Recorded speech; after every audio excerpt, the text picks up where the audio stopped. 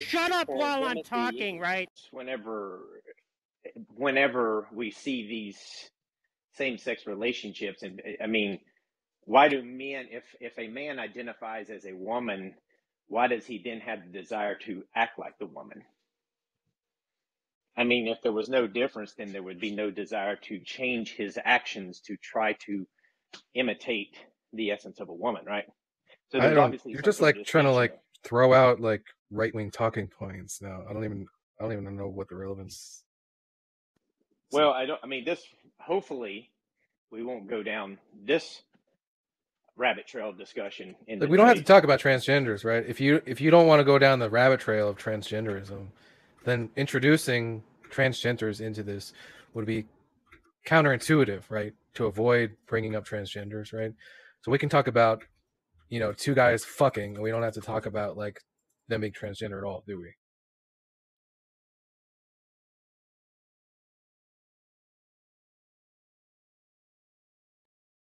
I really have no idea what a female essence is supposed to be or a male essence.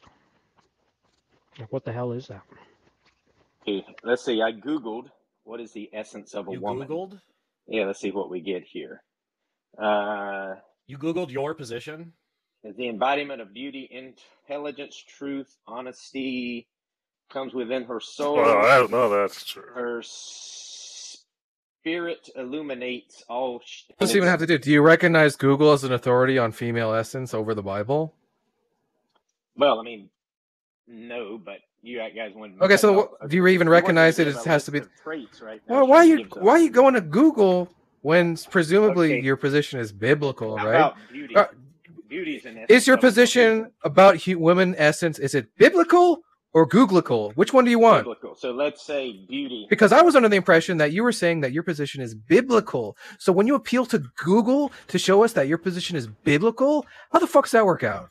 Well, it was just you guys wanted me to try to explain better what the essence of a woman was. So I was just seeing, but beauty would be a good one. I mean, obviously, a woman possesses beauty that a man doesn't. There's right? ugly. Wait a minute. There's ugly women, right? And there's beautiful men. What's your point? Yeah, but it's still not the what? same, right? We're talking about essential. Still I not the same. think I would prefer a ugly woman over a handsome man. I said beautiful. Right? Because a woman women can be handsome. Yeah, women also can be handsome. A woman's still going to possess traits that I'm going to desire over. We're talking about essential. We're talking about essential properties. Not your preferences. Which are the essential properties? Well, we have, I think, the woman's intellect that's going to be different than the man's. In virtue of what? Right. In virtue of her being a woman, her having. No, I'm asking what is this is ridiculous. Having a vagina. What is it? Having. Wait a minute. These wait a minute. Where does the motherly- Bible say? These Wait a minute. There's a particular. There's a subset of vagina intellect. Wait a minute. Where does the Bible say? Where does the Bible say anything about it being the essence of a woman for her to have a vagina? Where'd you get that from? I'm trying to think. Well, I mean, there is actually some passages in there. It doesn't really talk about the vagina, but there's passage that talks about enjoying the breast of your wife from her youth, referring to her as a beautiful doe. You think that if a woman, it doesn't give to a man. You think that if a woman lost her vagina, she would cease to be a woman? No, that was just one thing I threw in there. I mean, we don't even have to focus. But we're asking you about essential property. Do you understand what essential means? Yeah, I mean, I don't really know if I can answer. I mean, that's such a to say what's the central properties of the essence of a woman. Then, I mean, obviously, but this is your view. The first thing that comes to mind is one of the things that comes to mind is the outwardly build of a woman as opposed to a man. Obviously, there's distinctions there. Even when you look at skeletal structures, people recognize whether it's male or female. So where's the biblical support for skeletal structure? But we're talking where's the biblical support for skeletal? We're talking about essential properties. Essential properties? You're just saying, yeah, that's what I asked you when you said essences. If you were talking about properties, how about you said skeletal yes, structure? Right? A man isn't going to have a woman's skeletal structure, right? Necessarily. Yeah, I mean, even if a person had a transgender, they changed their gender, and they were to die, in 30 years someone dig up their bones, they're probably going to conclude they were a man, right? Well, what do you think explains skeletal structure? It's presumably going to be things like hormones, right? So if somebody just has a ton of male hormones or a ton of female hormones, regardless of their, let's call it biological sex, yeah, then they're just going to get the skeletal structure of the other sex, right?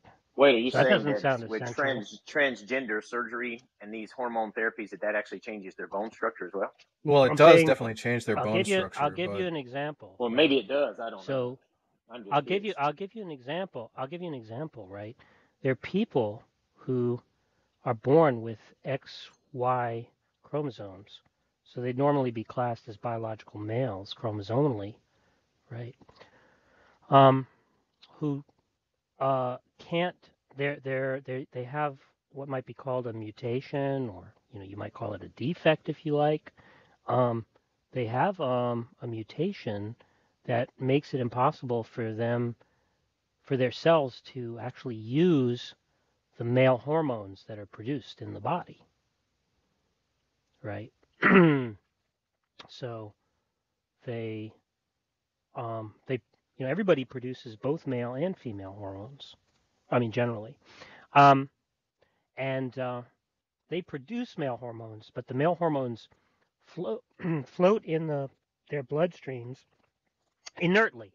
They're never used by the body. They never, form compounds or whatever. But the female hormones are active, and so they develop hyper feminine bodies. In fact, many of them become fashion models, right? Like a disproportionately large number become fashion models and things like that. They have hyper feminine bodies, but if you understand biological sex in terms of chromosomes, they're actually biologically male, right? And they don't have penises or anything. I mean, they have testes, but they don't have penises.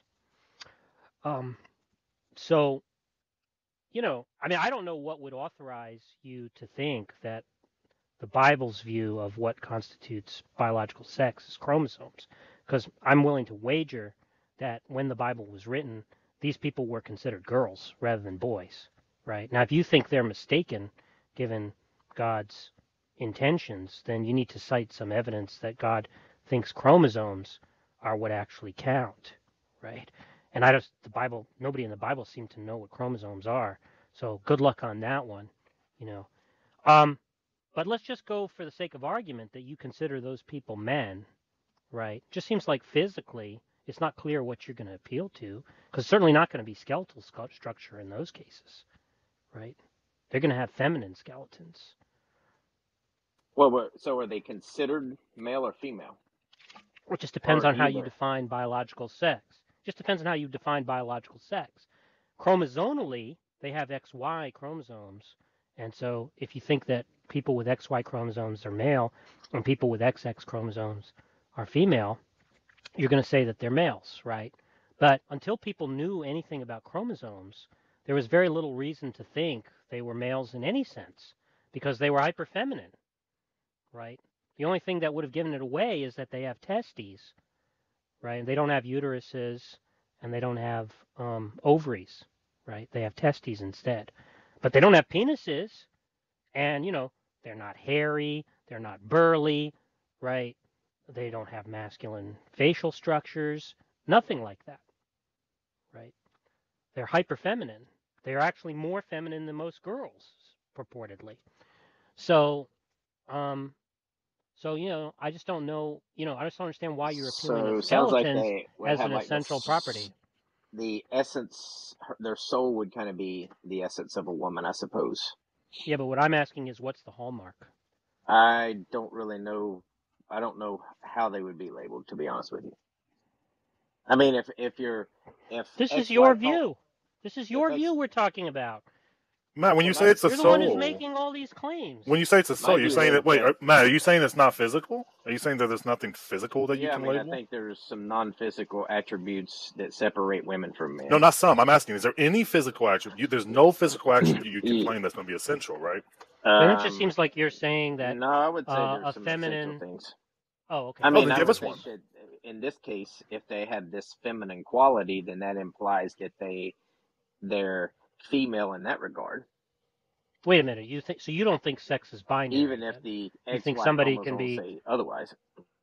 So you're saying that they can be female in some respects biologically and male in other respects biologically. In that regard, you don't think it's a binary. In that regard, it seems like what it's saying is there's just some sort of genetic malfunction, and these people are, display all the characteristics of a woman other than just maybe the chromosomes and the testes or whatever you're saying.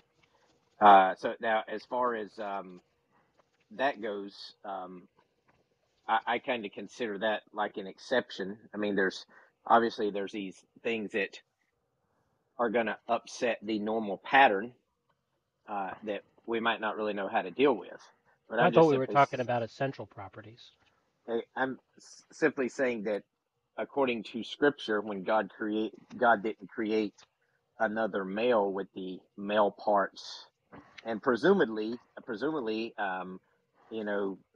Eve had all the female parts that women have today that don't have any issues or genetic malfunctions.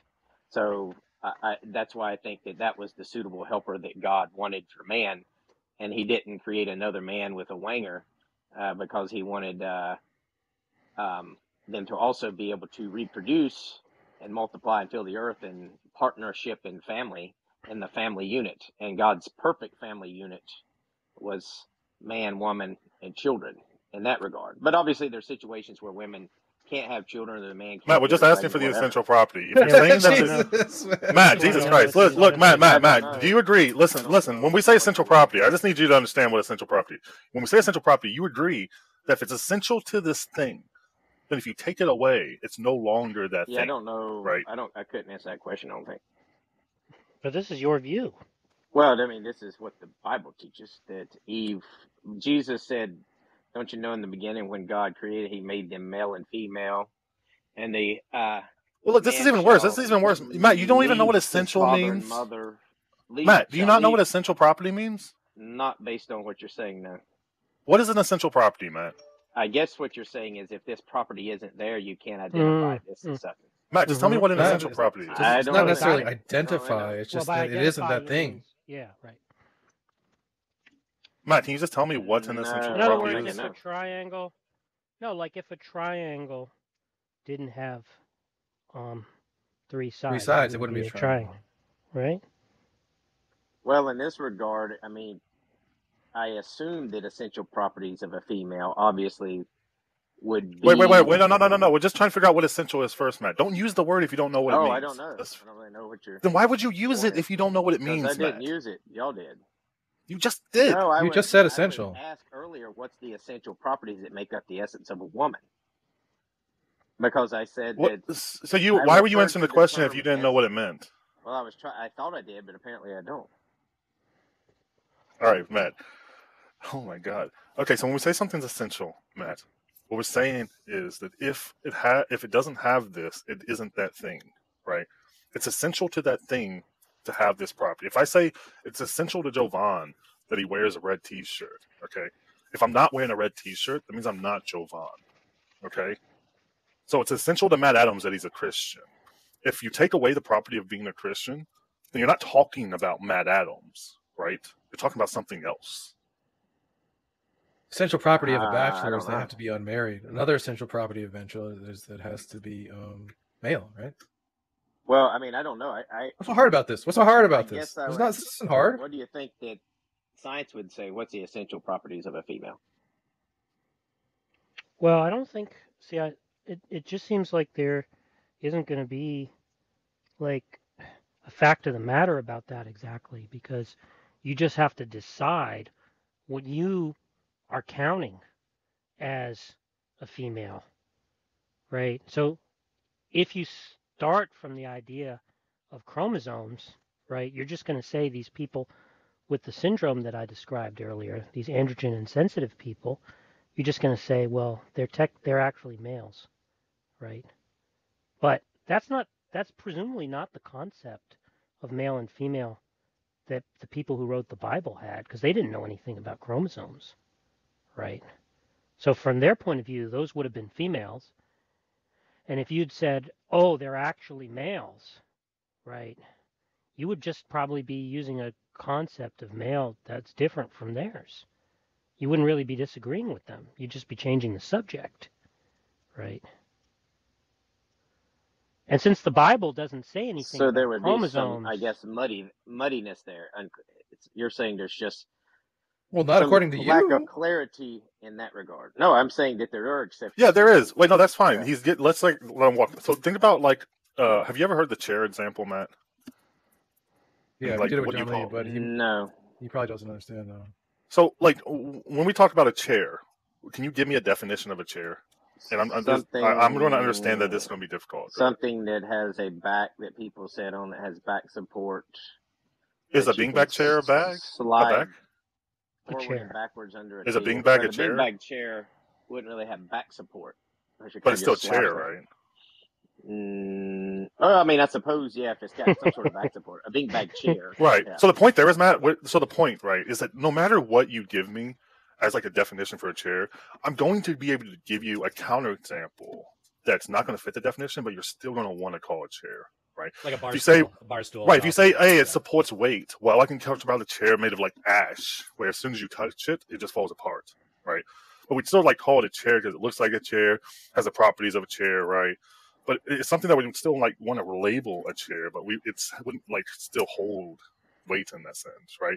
If you take a chair and put it in gravity such that it's not going to be able to hold you at all or support anything, then it's still going to be a chair. Just because it just stops like being able to support your weight doesn't mean it's not a chair, right? So this is what we call like a family resemblance concept, something that there's not really something essential to it. It's just like a grouping of related properties that we call something if we see it, right? Okay, so based on what you said, how would science make the distinction, I guess, between a biological male and a biological female? Well, science is just going to like come up with like a general understanding that they're going to label to distinguish, like we just to make the distinction between them. Well, you understand, like when science, we're just categorizing things to like try to be make these useful generalizations. What right? is the essential properties that makes them distinct for them to categorize? Right, but you don't have to hold.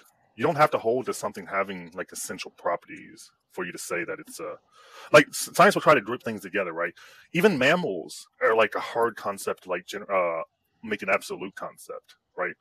Because there's gonna be things that they label mammals that might not generally like fit what you typically conceive as a mammal, or like but the point is like if you talk about a woman in society, it's going to be extremely hard, or I'm not going to think you're going to be able to give me a property that's essential to the thing like you can like a triangle, right? Well, I mean, obviously science makes the distinction between male and female biologically. I mean, what is it? I don't know. I mean, what is the essential properties that make up the male biologically versus the female biologically? Well, they can stipulate. They're arbitrary. They can stipulate various things. They can say they're arbitrary. Right, well, yeah, they can say, well, what we mean by what we're going to call male and female are going to be XY and XX chromosomes, right? So creatures that have XX chromosomes will be female, and creatures that have XY chromosomes will be male, right? But presumably they could come up with other criteria to use for those labels, right? And if you said, well, this is how science divides it up, right? The question is, why think that's what God had in mind in whatever said about male and female in the Bible? Because if you asked almost anybody, right, who lived at that time, including the authors of the Bible, these people who have XY chromosomes, but in fact are hyper-feminine, although they lack certain feminine traits, right? They didn't menstruate, they didn't get pregnant. But then again, there are women, there are people who are who have XX chromosomes who also don't menstruate and don't get pregnant, right? There are people who have XX chromosomes who never have never develop uteruses or ovaries, right? I mean, they're statistically rare, but that kind of thing happens, right? So they would just say, yeah, I mean, these are females that are unusual in some respects. They don't menstruate, they don't get pregnant, they don't have, if you cut them open, they don't have uteruses or ovaries, right? Instead, they oddly enough have testes, right? But they don't have penises, and there's nothing else to give away that they're male, right? We would just say they're unusual females, right? So the question is, why is the scientific concept the one that the biblical authors had in mind rather than the folk concept? Well, I think what the biblical authors probably had in mind would be obviously the ability to reproduce is part of it, because it says the two shall become one flesh. Yeah, but that doesn't sound like it can be an essential property, because there are people who you would say are female who don't have that property. Well, Jesus described people that were born certain ways. He said that, talking about marriage and divorce, he said there's some people that are born certain ways, like eunuchs who are made eunuchs. Some were born that way, certain things like that. So obviously the Bible does make certain exceptions. But I think generally speaking, when Jesus was talking about that, I think he was talking about male and female with the ability to procreate, to become one flesh during sex. As I said, Paul actually referred to that, the act of sex, because he said, do not have sex with prostitutes, because he says you become one flesh with them, referring back to Genesis. So I think that obviously the physical traits between the male and the female were part of it, but I do believe that there's more to it than just that too, because I think that the woman provides comfort and nourishment. Matt, remember, we're asking for the essential properties. Every time you say there's an exception, that means it's not essential, right? Oh, yeah, exactly. Okay. Yeah. Well, it just seems like no essential properties exist anywhere, if that's the case. Exact. Well, not any. What do you mean? A triangle has three sides, essentially, right? Well, other than abstract ideas, right? Well, bachelor. I mean, so the only essential properties that could ever exist is in like if you're not a member of the Shriners, right? Then you're not a member of the Shriners, right? Matt, you don't think that? Look, I'm single, Matt. Am I a bachelor? I exist, right? Yeah, but the bachelor is just an abstract concept, right? It doesn't. There's no physicalness to bachelor. It's just a definition. Yeah, but why is male and female different from that? Yeah, male and female are abstract concepts too, Matt. Well, I mean, if they're abstract concepts, it seems like the female obviously would have certain. Wait, hold on. You said. Hold on a second. I just want to make a clarification. I'm getting more confused now. Yeah, which seemed like you agreed, and then you said if they're abstract concepts. So was that? So do you agree that male and female are abstract concepts? The definition, sure. Definitions are concepts. Is abstract concept? They don't have any physical form. But what makes up what is it to say that someone is a female? What do they, at this point, honestly, based on this conversation, I couldn't tell you. That's good. Yeah, but you have the belief that there are essential properties of females. Well, maybe right? Not after this conversation. Oh, really? Nice. So now, without an essential property, right, you don't know that it had to be Eve instead of Steve. Well, I wouldn't know if that's the case, what it would mean to say something about race. So the chick today that was saying she don't identify as race was actually right. Yeah, what was her name? Sophia. Yeah, you guys were. So I guess you guys agree with her, but this morning you weren't agreeing with her. Because she was actually. Yeah, I pointed that out. Remember, Matt? I already pointed out you would say that. Well, it's just all going to turn on what is. It's like what would it mean? What would anything really mean at that point? Where would be the distinction? Well, it depends on what you're referencing, right? Well, I mean, it seems like everything would fall victim to that. No, because the point is you can stipulate. Well, you can stipulate what the essential properties are. Winger for the man, a vagina for the woman, being able to give birth for the woman. Wait, but you don't really believe that. Provide seed for the man. No, but you don't really believe that. Well, because you think did you say imbibe seed? That's like the grossest thing I've ever heard, dude. Did you say that? Invite seed from the man. Provide no, imbibe like the vagina's like Provide slurping it. seed. Oh, Drinking. invite. Yeah. Provide? What? Provide seed.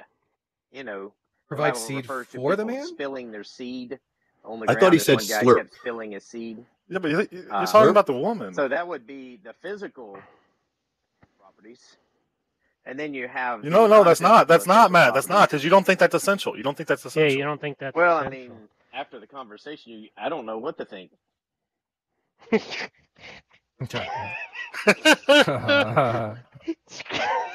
Okay, Matt, but you don't think they're essential, right? Because listen, remember what essential means, right? Well, If you take it, there's essential properties and there's accidental I don't know properties. that Essential. I can continue on the conversation at the moment because it's getting late. But I don't Okay. know. I don't know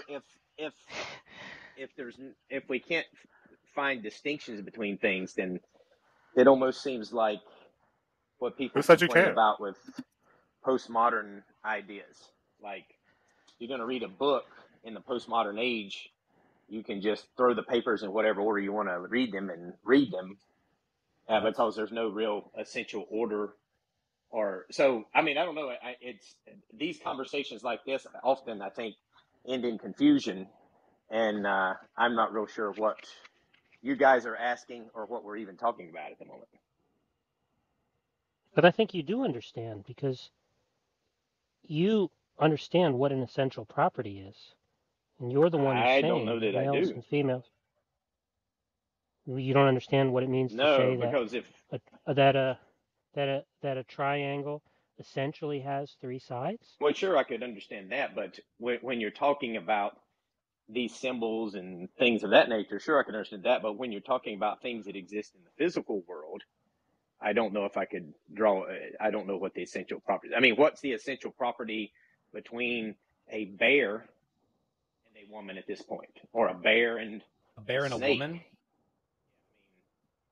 How So do you're you just being start it? willfully stupid now. Or the distinction? Well, no. What I'm saying is, if it's that seems like the path we're heading at this point, and there's no essential properties with anything. If you're Ricky Gervais, Maybe Hinduism. Well, you finally found the inherent issue with like categorizations and trying to categorize and yet like physical science objects is and dependent stuff. upon it. So can we even trust science? Well, again, we make useful generalizations, Matt. Do we? Checkmate scientists. Matt, can you tell me why? Do we really make? You don't think it's useful to then separate? Do we actually make useful categorizations in science? I don't know that science is so dependent on that, right? Like, science is probably perfectly fine using like family resemblance concepts and so forth, as long as you can make predictions. Well, can we make predictions? Right. It seems to work, yeah. What is essential about? Hey, Matt, the other day, let me give you an example. The other day, I think it was like a month ago, actually, the DART project was just accomplished, which they sent a rocket ship containing some shit or something, I forget what it was exactly, at an asteroid, and they were able to successfully hit an asteroid that was between Jupiter and Saturn or something. I forget where it was. Man, I need to look this up more. I should have had this information. But the point is, they were able to pinpoint and hit an asteroid that was moving and divert the route that it was going. So then in the future, if something was to actually like target Earth or whatever, we would be able to possibly divert the thing. Now, we're able to do that by making generalizations and having these laws that we've constructed, right? And these laws were predictive and able to make these novel predictions, which enabled us to actually hit that asteroid. Now, if we're able to hit the asteroid, Matt, seems to be working, right? Well, are you going to just tell me that we're just getting lucky? Is that what you're saying? Giovanni doesn't believe in evolution, so he doesn't think any of this. Maybe if you're saying we make a generalization, maybe we weren't even nowhere near what the hell we thought we were doing, but God just ensured that it hit anyway. Right? What? What? What did he just say? I missed it. He said, look. Logically possible. He said, well, go ahead, repeat that, Matt. Repeat what you just said. Maybe you said we made generalizations here that worked. I said, well, did they work? I mean, maybe we so far off we didn't know what the hell we were doing, but we shot this rocket off anyway, and God just ensured it hit the asteroid and destroyed it. And it was a total, well, they didn't even destroy the asteroid. It didn't destroy it. It just hit and diverted it.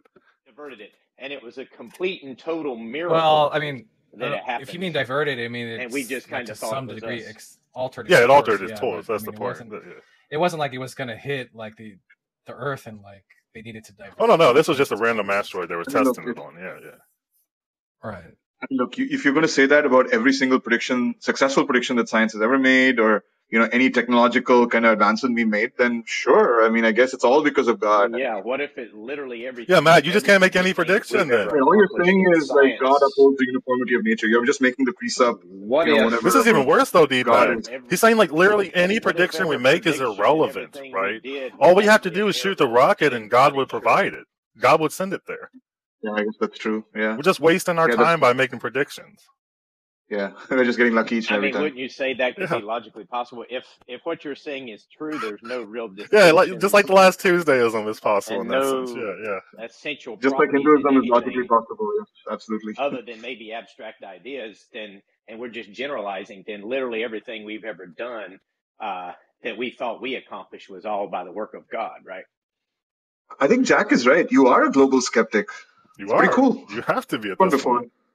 Well, I think y'all just made me a global skeptic of everything. Matt, you don't even know that you're actually picking up the toothbrush. You're probably missing, Matt. Honestly, when you reach your hand out and try to grab your toothbrush, you miss. But God moves your hand into the right position. God just magics the micro. So wait, Jovan. So when he trips and falls, that was God too. No, that was him actually. God stopped. God let his hand off for a second. Oh, okay. Took his attention away and Matt just tripped real quick. It's like, fuck, man. He's like, I gotta watch this. I gotta watch him a lot closer, right? Yeah, okay. I mean, there are some interesting discussions in like the philosophy of science, right, about the nature of like category, like even the definition of species, right? Like there's a huge controversy, and this is like a philosophical question. Yeah, and I don't want to give Matt ammunition. Yeah, I mean, any individual look. Like label anything a snake. Like talk about a snake. What makes a snake, right? Once you start getting down to it, it's going to be the point like you're not going to be able to have like a central definition for it. I mean, maybe cold-blooded, right? Yeah. But then you're going to have like a weird definition for what cold-blooded actually means. Yeah, there's other things that are cold-blooded. Why did they call penguin a bird? It is a bird. Yeah, but why? It doesn't fly. There's a lot of. I guess. Hey, Matt. I guess flying is not an essential quality of a bird, right? Right, true. Matt? Yeah, because they used to be dinosaurs, right? Dinosaurs didn't all fly. Some of them flew. Very few of them flew. Dinosaurs. He doesn't think dinosaurs were birds, but the point is penguins don't. Kiwis don't. Kiwis don't even have wings. Emus don't. If you had said that to like a John Lee conversation, we'd be talking about dinosaurs for the next 2 hours. We couldn't get them off it. So be careful when you do that shit. So when Moses referred to a bat as a bird, he really didn't make a mistake, right? He just categorized it as a flying creature, and the bat just happened to be a flying creature. Yeah, it depends on what his concept was. Correct. Yeah. Yeah, if you're saying that if you're saying that people in the Bible are making these categorizations that aren't in alignment with like the way we would categorize things today, that just means that when the Bible says something about female, it could be the exact opposite of what you think it is. You don't want to go down the route, Matt, where you're saying that the words in the Bible don't mean what they actually think they mean in common conception. Tom already said it was arbitrary, so Tom is committed to everything being that's not the case, Matt. We already have those. That's what Tom said. You don't understand, Matt. You don't understand. Those people at that time, right, Matt? They probably understood different categories for what a bird and a bat were, right? They probably made that distinction themselves, right? Like as we have evidence for. These distinctions were made a long time ago. But you know what this is? This is Matt having been bruised talking to the James Corlettas of Facebook by being told that Moses didn't understand that bats were not birds. Yeah, that's a common talking point. I know. Yeah. So he's just. This is like. And he's traumatized. It's like he's going back, like it's like in dark times, like go back to like the old faithful, like exactly. Rebuttals, right? Yeah. Well, I'm gonna have to... so Moses wasn't wrong. He said a bat was a bird. I'm gonna have to. You're gonna take that back, right? I'm gonna have to go to bed, everyone. All right. I would go to bed too. I don't even understand. I don't even know what our. Yeah, just say I don't know. Just say I don't know. When you say go to bed, do you think beds have essential properties? No, I don't think it does. I mean, so you're going to. I could just lay on. You're going to a thing which you categorize as a bed arbitrarily. I could just lay on the back of my Labrador Retriever and say I'm going to bed. You sure could, buddy. I can already see the room. Well. Yeah, you could see where. Well, it depends on what we're calling a bed, right? See, the funny thing about this is he thinks that he can use this as a gotcha against us. Mm-hmm. They're going to make a room about this. But they're going to make 3 spite rooms in the next 3 days.